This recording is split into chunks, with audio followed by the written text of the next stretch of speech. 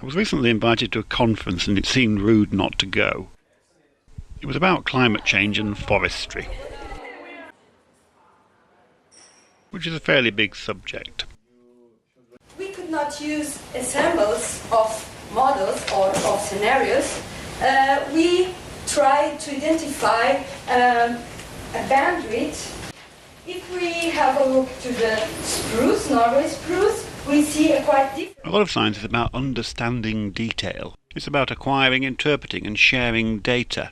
And that's what this conference was about largely. All that data goes together to build up a bigger picture, like the pixels on a computer screen.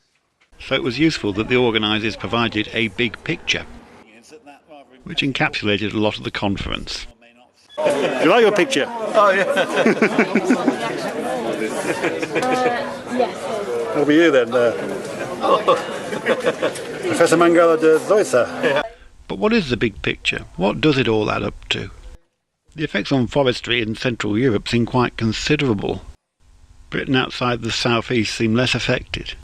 From the literature is something that the colleagues from Great Britain can compare with the method of the ecological site classification from Pyatt 2001. So in that way we assess first the climate. I'm primarily interested in what the effects are in Britain. I plant a lot of trees and I'm keen that they thrive. Other parts of Europe will have more severe effects with crops and trees, which could be bad news. I'm not really a detail person, and it was interesting to be among those who are, and to have that detail graphically summed up. An interesting experience all round. But I must admit to being at home in the field, or even a field.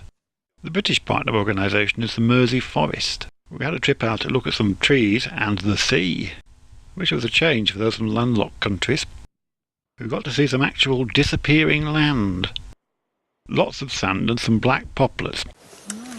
We don't think they're natural because there's no other black poplar around here. We think they were planted, and probably the reason they were planted was there's the asparagus fields a bit further over. They have been used elsewhere in Britain for a wind barrier for asparagus.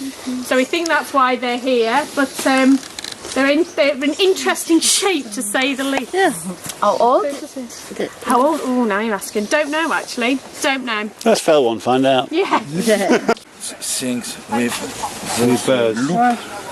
It's very, very interesting. I had a very interesting couple of days, and I was somewhat reassured by it. I came away wanting to utilise more of the forest products we make in Britain. We'll continue to be well placed to grow trees.